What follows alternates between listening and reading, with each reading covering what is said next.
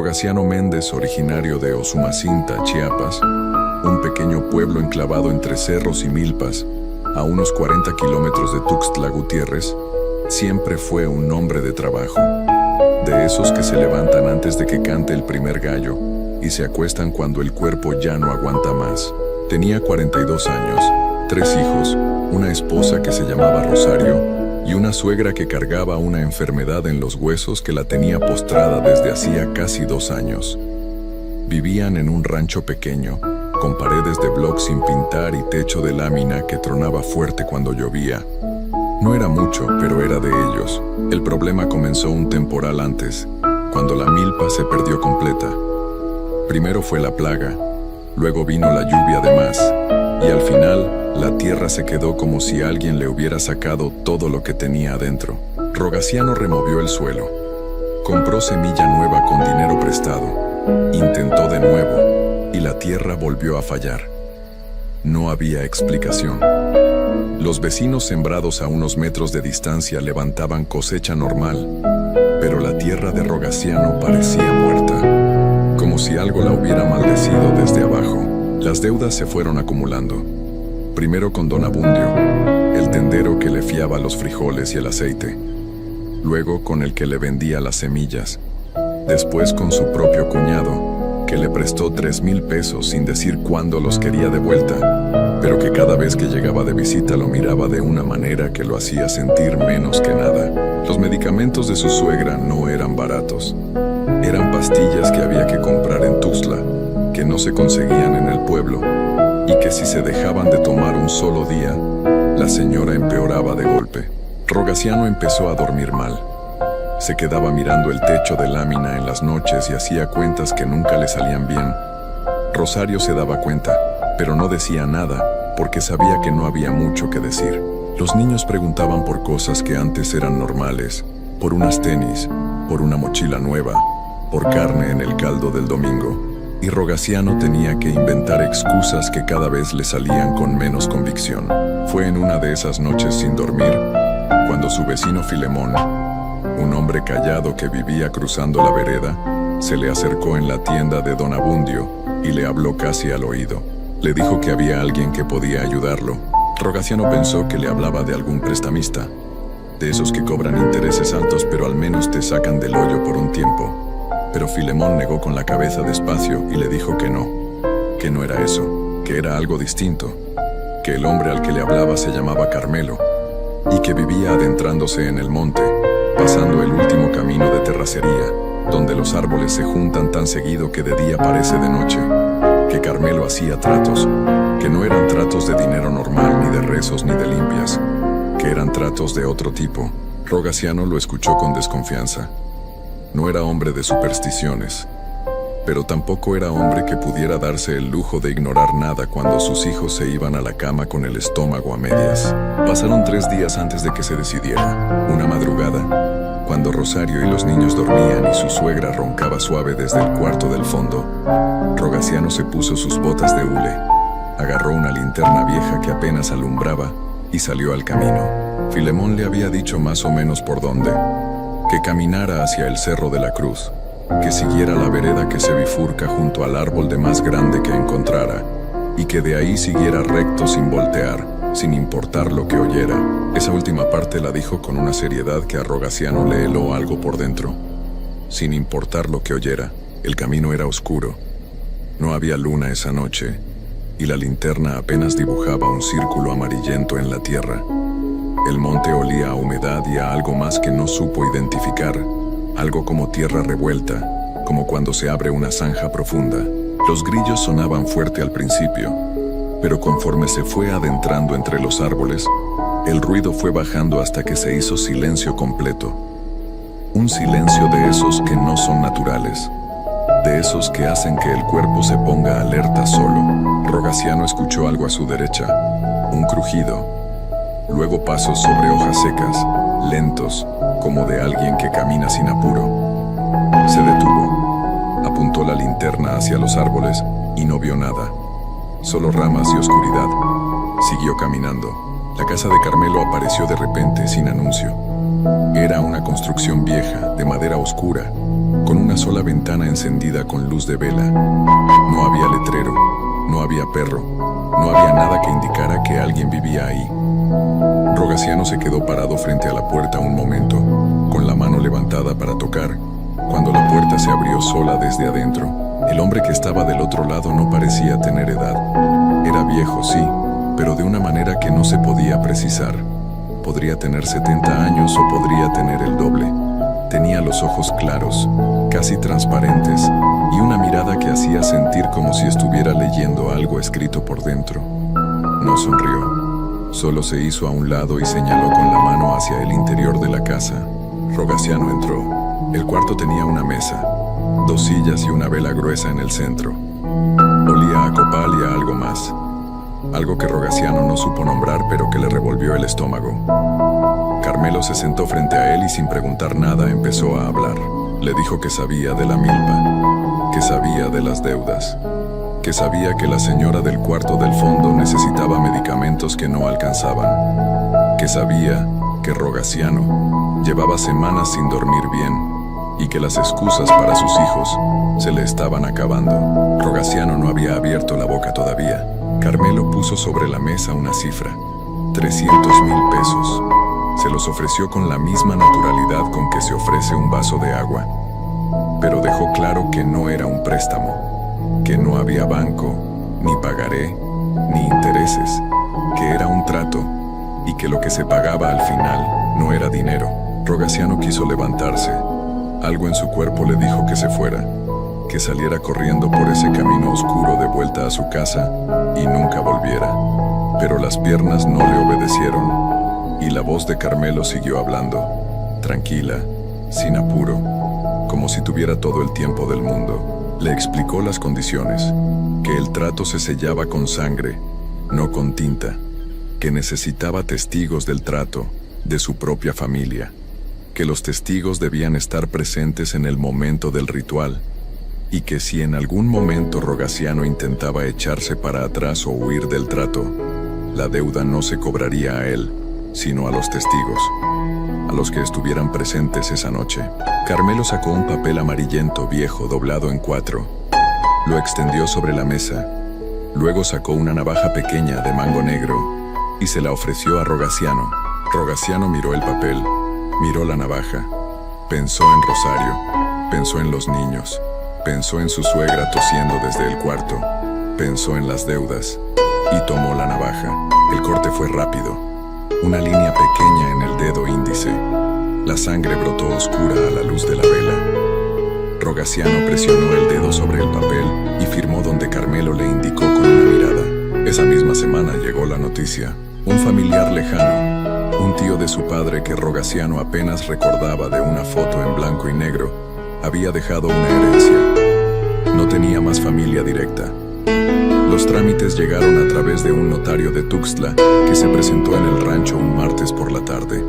El monto total de la herencia era de exactamente 300,000 pesos. Rogaciano pagó las deudas, compró los medicamentos de su suegra para varios meses, llenó la despensa, les compró ropa a los niños. Rosario lloraba de alivio sin entender bien de dónde había venido todo aquello, y Rogaciano le decía que era un milagro, que Dios los había escuchado, y se le quebraba la voz al decirlo porque sabía perfectamente bien que no era Dios. Pero las instrucciones de Carmelo todavía no se cumplían completas. Rogaciano debía llevar a Rosario al panteón viejo del pueblo, el que estaba a las afueras, el que ya casi nadie usaba porque habían hecho uno nuevo más cerca del centro. Debía ir una noche sin luna, y debía esperar ahí con ella hasta que apareciera quien venía a ser testigo del trato por el otro lado. Rogaciano esperó 3 noches antes de decirle algo a Rosario. Al final le dijo que tenía que ir al panteón, que era algo que no podía explicarle bien, pero que necesitaba que fuera con él. Rosario lo miró raro, pero llevaban muchos años juntos, y había algo en la cara de su esposo que le dijo que esto era en serio. Fueron una noche de miércoles. El cielo estaba cerrado, sin estrellas, sin luna. Las tumbas viejas del panteón se veían apenas como bultos grises entre la hierba alta. Había velas negras encendidas formando un círculo, aunque ninguno de los dos las había puesto ahí. Rogaciano reconoció el lugar porque Carmelo se lo había descrito con una precisión que lo había dejado sin palabras. Y entonces lo vieron. Al fondo del círculo de velas, parado entre dos tumbas, había una figura. Alta, inmóvil, con un sombrero de ala ancha que le tapaba la cara. No se movía, no respiraba, no hacía ningún ruido. Solo estaba ahí, como si siempre hubiera estado ahí y siempre fuera a estar. Rosario apretó el brazo de Rogaciano tan fuerte que le dejó la marca de los dedos. Le preguntó en voz muy baja qué era eso. Rogaciano no supo qué contestar. La figura no avanzó, no retrocedió, no hizo nada, solo los miró, o al menos eso sentían, porque no podían ver sus ojos, ni su boca, ni ningún rasgo de su cara. Rogaciano agarró a Rosario del brazo y la sacó del panteón casi jalándola. Regresaron al rancho corriendo sin decirse nada. Esa noche ninguno de los dos durmió. Desde esa noche, las cosas cambiaron. El dinero estaba ahí, la despensa llena. Los medicamentos de la suegra alcanzaban, las deudas pagadas.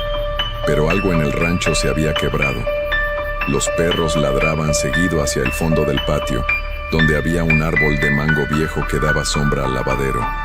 Rogaciano se asomaba y no veía nada, pero los perros seguían ladrando con ese ladrido nervioso de los que no son por un gato ni por un armadillo, sino por algo que el animal siente y el humano apenas percibe. Una tarde Rosario estaba tendiendo ropa en el patio y Rogaciano la veía desde la puerta de la cocina. Y lo vio. Junto al árbol de mango, a espaldas de Rosario, había una sombra oscura parada, con sombrero, quieta. Rogaciano salió corriendo al patio gritándole a Rosario que se metiera a la casa. Cuando llegaron los dos al árbol, no había nada, solo el tronco viejo y la hierba pisada. Rogaciano quiso regresar con Carmelo. Tenía que haber una forma de deshacer aquello. Un contratrato, algo. Fue al monte por el mismo camino. Buscó la bifurcación junto al árbol grande. Siguió recto. Llegó al lugar donde estaba la casa. Y no había nada. Solo monte. Solo árboles y hierba y silencio. La casa había desaparecido como si nunca hubiera existido. Lo intentó 2 veces más, con luz de día, rastreando el terreno a pie. Nada. Preguntó a Filemón por Carmelo, y Filemón lo miró con una cara que Rogaciano no olvidó más. Una cara de alguien que sabe que ya no hay nada que hacer. Le dijo que a veces los tratos no se pueden deshacer, y no dijo nada más. Rogaciano tomó una decisión. Iban a irse del pueblo, a otro estado, a donde fuera, lejos de ese rancho, lejos de ese árbol de mango, lejos de esa figura con sombrero que seguía apareciendo en las orillas del patio cuando menos lo esperaban. Habló con Rosario, le explicó lo que pudo, lo que le salían las palabras, que necesitaban irse, que había algo ahí que no era bueno para la familia. Rosario no hizo muchas preguntas. También lo había visto. Empacaron en 3 días. La noche anterior a la mudanza, la última noche en el rancho, hicieron una cena tranquila. Los niños estaban contentos pensando en el viaje, sin entender bien por qué se iban, pero emocionados como se emociona la gente joven ante cualquier cosa nueva. La suegra cenó en su cuarto. Rosario hizo arroz con frijoles y unos huevos revueltos. Rogaciano puso la televisión aunque no la veía. Solo la tenía de ruido de fondo para no escuchar el silencio del monte. Cuando terminaron de cenar, Rosario se levantó de la mesa. Dijo que iba por agua al tinaco del patio porque el de la cocina se había vaciado. Rogaciano le dijo que esperara, que él iba. Pero ella ya había agarrado el jarro y estaba saliendo por la puerta trasera. Pasaron 5 minutos. 10. Los niños preguntaron por ella. Rogaciano fue al patio. El jarro estaba tirado junto al tinaco. El agua derramada en el suelo todavía estaba escurriéndose entre las piedritas. Junto al árbol de mango, la hierba estaba aplastada, como si algo pesado hubiera estado parado ahí hace un momento. No había nadie. Solo el patio oscuro, el árbol viejo, el jarro caído y el agua derramándose despacio. Rogaciano llamó a Rosario en voz alta. Llamó de nuevo. Salió a la calle, fue a los lados del rancho, gritó su nombre hasta que los vecinos prendieron luces.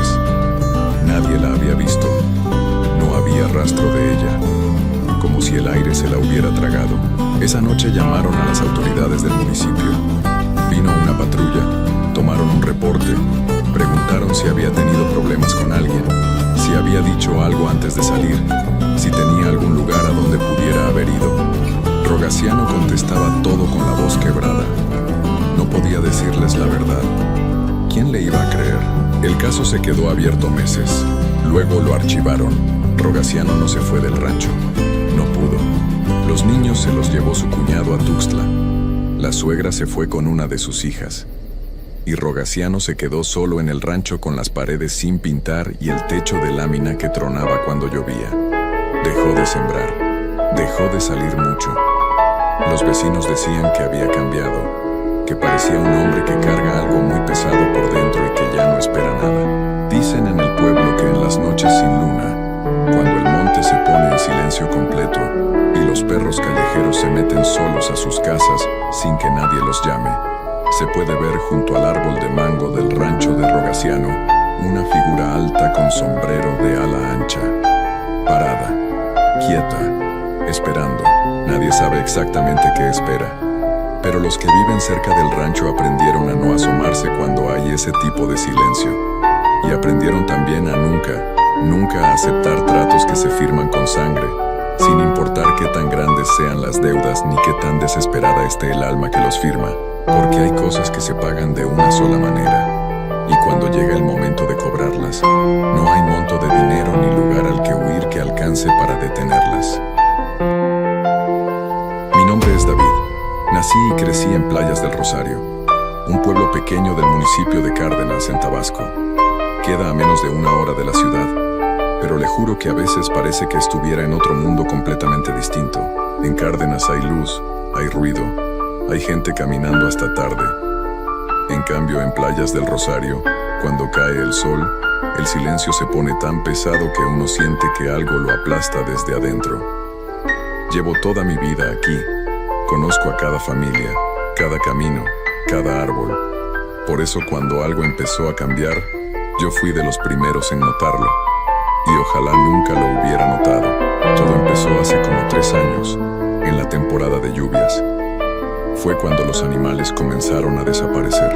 No era una vaca perdida de vez en cuando, eso pasa. Los animales se meten al monte y a veces no regresan. No. Esto era diferente. Era semana tras semana. Un día le tocaba a la familia Hernández, los que viven cerca del río. Otro día amanecían los García sin sus chivos. Una señora que tenía como 20 gallinas se levantó una mañana y no encontró ni una sola. Ni plumas, ni rastros de sangre, nada. Como si la tierra se los hubiera tragado de golpe. La gente del pueblo estaba desesperada. Muchos de nosotros vivimos del campo, de los animales, de la milpa. Cuando pierdes tus vacas, pierdes todo. No es como perder algo que puedes reponer fácil.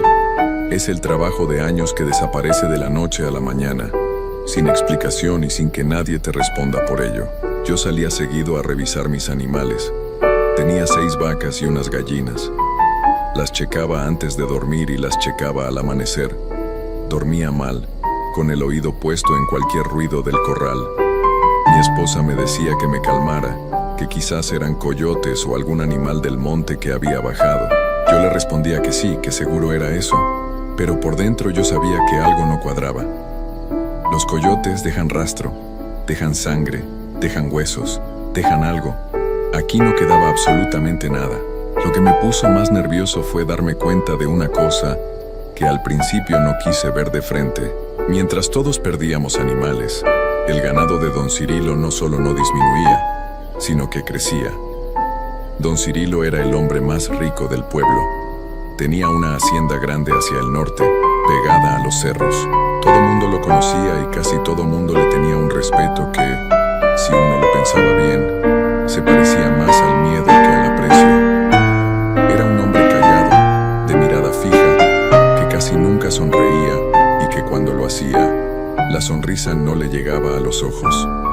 Tenía reses de sobra, tierras de sobra y nunca perdía nada. Nunca. Yo me dije a mí mismo que era coincidencia, que él tenía mejores cercas, mejores cuidadores, más perros. Me convencí de eso durante un tiempo, hasta que le pasó a Tomás.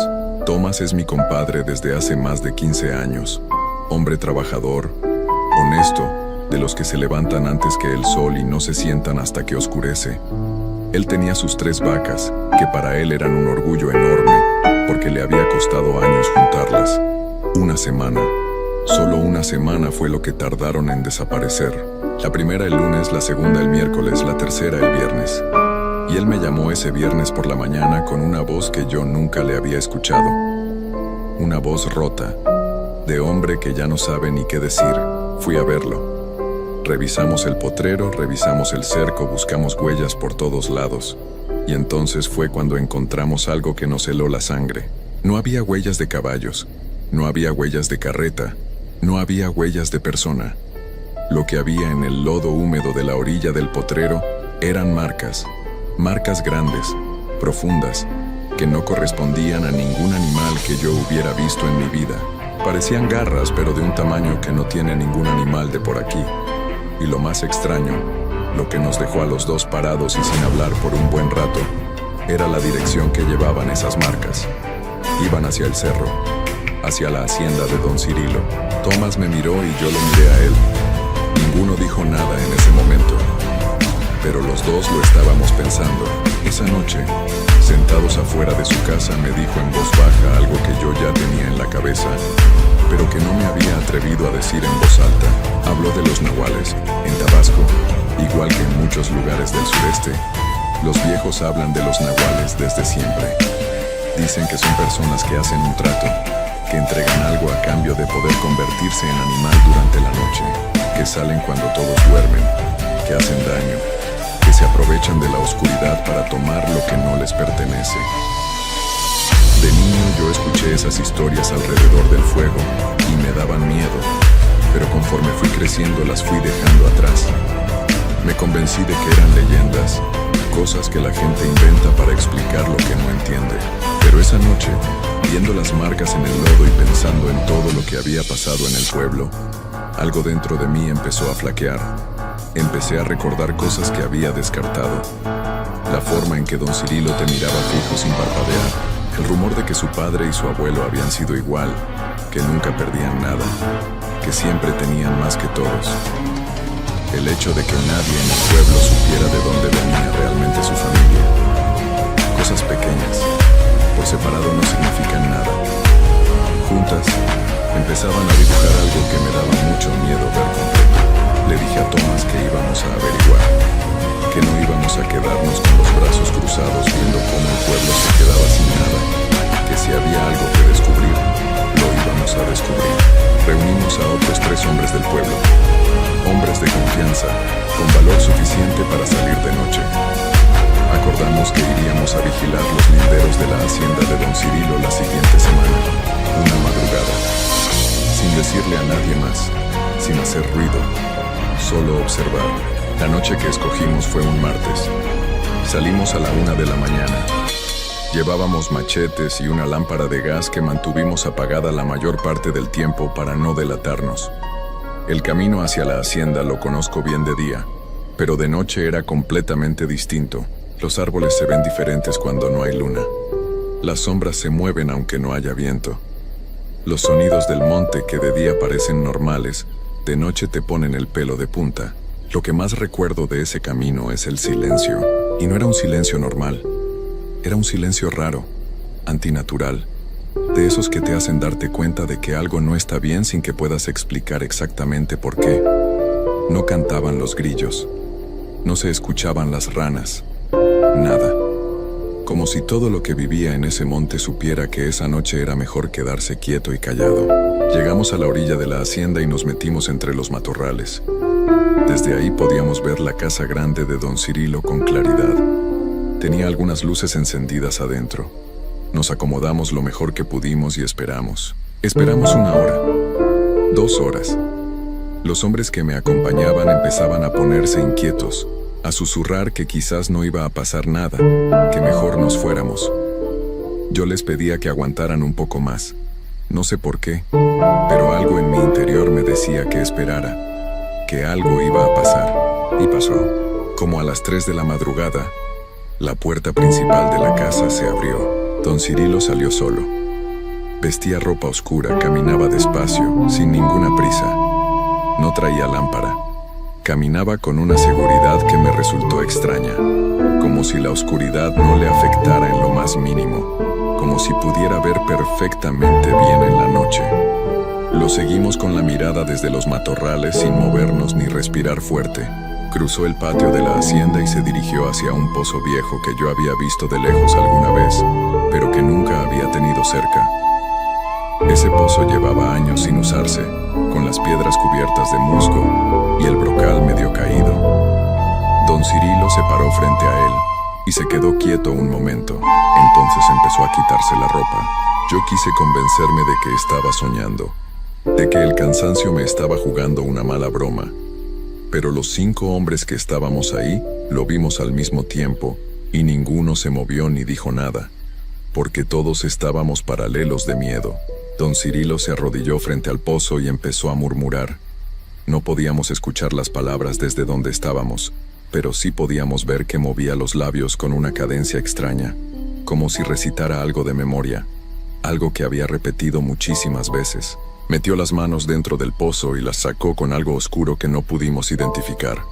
Se untó eso en el cuerpo, en el pecho, en los brazos, en la cara, y entonces empezó. Lo que pasó después es algo que me cuesta trabajo describir, porque mi cabeza todavía hoy no lo procesa del todo bien. Vi con mis propios ojos cómo el cuerpo de Don Cirilo empezó a cambiar. No de golpe, sino de a poco, pero rápido al mismo tiempo. Se escucharon crujidos que venían de adentro de él, como cuando se dobla una rama gruesa antes de que truene. Su espalda se fue arqueando hacia adelante. Sus brazos se acortaron y se engrosaron. Su cuello se extendió y su cabeza cambió de forma. El rostro se fue alargando. La quijada se proyectó hacia adelante. La nariz se ensanchó y de su piel, que era la piel de un hombre de 60 años, empezó a brotar pelo. Pelo oscuro, negro, que fue cubriéndolo completo en cuestión de segundos. El hombre que había salido de esa casa ya no estaba. En su lugar, frente al pozo viejo, había un perro, pero no un perro cualquiera. Era un animal enorme, del tamaño de un becerro, con el pelo negro y erizado, y una cabeza que no correspondía del todo a la de ningún perro que yo hubiera visto. Demasiado grande, demasiado ancho, como si algo dentro de esa forma no terminara de encajar. Yo estaba temblando, mis piernas ya no las sentía. El hombre que tenía a mi lado, al que le decimos el Chato, se había pegado tanto a mí que podía sentir que él también temblaba. Nadie respiraba, nadie se movía, y entonces la bestia giró la cabeza hacia donde estábamos nosotros. Eso fue lo peor, lo que nunca voy a poder borrar de mi memoria aunque viva 100 años más. Sus ojos no eran los ojos de un animal, eran los ojos de Don Cirilo. Exactamente los mismos ojos que yo le había visto toda la vida en la plaza, en la tienda, en el camino. Los mismos ojos fijos, serios, inteligentes, pero ahora cargados de algo más. Un hambre, una frialdad, una conciencia que te hace entender que lo que tienes enfrente no es un animal actuando por instinto, sino algo que piensa, que decide, que elige. Nos estaba mirando directamente. Sabía que estábamos ahí. Soltó un sonido. No fue exactamente un aullido y no fue exactamente un gruñido. Fue algo entre las dos cosas. Un sonido que sentí más en el pecho que en los oídos. Algo que me reverberó por dentro y que me dijo sin palabras que ese ser era perfectamente capaz de llegar hasta donde estábamos si quería hacerlo. Y luego salió disparado hacia el monte, a una velocidad que no tiene ningún animal normal. En 2 segundos ya no lo veíamos. Solo escuchamos las ramas moverse en la oscuridad y luego, de nuevo, el silencio absoluto. Nadie dijo nada durante lo que me pareció un tiempo muy largo. Fue Thomas el que habló primero, con una voz que apenas era un hilo. «Vámonos», dijo, y nos fuimos. Caminamos de regreso al pueblo casi corriendo, sin hablar, sin voltearnos a ver. Yo sentía que algo nos seguía toda la ruta, aunque no escuchara nada. Ese tipo de sensación que te dice que hay ojos en la oscuridad puestos en tu espalda. Esa noche no dormí. Creo que ninguno de los 5 durmió. Al día siguiente, temprano en la mañana, Llegó un rumor que recorrió el pueblo entero en menos de una hora. Uno de los hombres de la zona, un tipo que había tenido líos con varios vecinos por robos de ganado, había aparecido en el camino de tierra que lleva a los cerros. Estaba vivo, pero apenas. Tenía heridas en el cuerpo que nadie supo explicar. El doctor que vino de Cárdenas dijo que eran desgarros, que parecían de algún animal, pero que no correspondían a ningún animal que él conociera. Ese hombre estuvo en cama semanas. Nunca contó bien qué le había pasado esa noche. Solo decía que algo lo había encontrado en el monte y que no quería hablar más del asunto. Y la gente del pueblo, callada, escuchaba y entendía sin necesidad de que nadie explicara nada. Ese mismo día, al mediodía, fui a la tienda a comprar unas cosas y me encontré con don Cirilo en la puerta. Me saludó, me extendió la mano. Yo se la estreché porque el cuerpo lo hizo solo sin que mi cabeza lo decidiera. Y entonces me sonrió. No fue una sonrisa amistosa. Fue lenta de un lado y me miró a los ojos mientras la sostenía.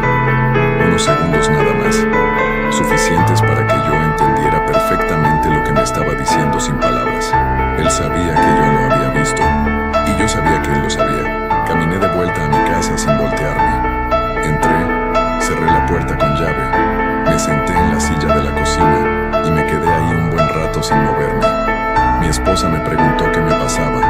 Le dije que nada, que estaba cansado. Desde esa noche, la vida en el pueblo siguió igual en apariencia. La gente iba a sus labores, los niños jugaban, las señoras platicaban en la tarde. Pero algo había cambiado. Los 5 que estuvimos esa madrugada, nunca volvimos a hablar del tema en voz alta, ni siquiera entre nosotros. Era como un acuerdo que nadie propuso, pero todos aceptamos. El ganado de don Cirilo siguió creciendo. Las pérdidas en el pueblo se fueron espaciando un poco, como si algo hubiera saciado lo que tenía que saciar por un tiempo. Y la hacienda en el cerro seguía ahí, igual que siempre, con sus luces encendidas de noche y su dueño bajando al pueblo de vez en cuando a saludar a todos con esa misma calma que ahora me resulta más inquietante que cualquier cosa. Hay noches en que me despierto sin saber por qué, a las 3 de la mañana cuando todo está en silencio. Me quedo quieto en la cama escuchando, y a veces, solo a veces, escucho algo a lo lejos. Un sonido que no es exactamente un aullido, pero que tampoco es nada que deba estar ahí afuera a esa hora. En esos momentos me quedo completamente inmóvil y espero a que amanezca. Nunca me vuelvo a dormir.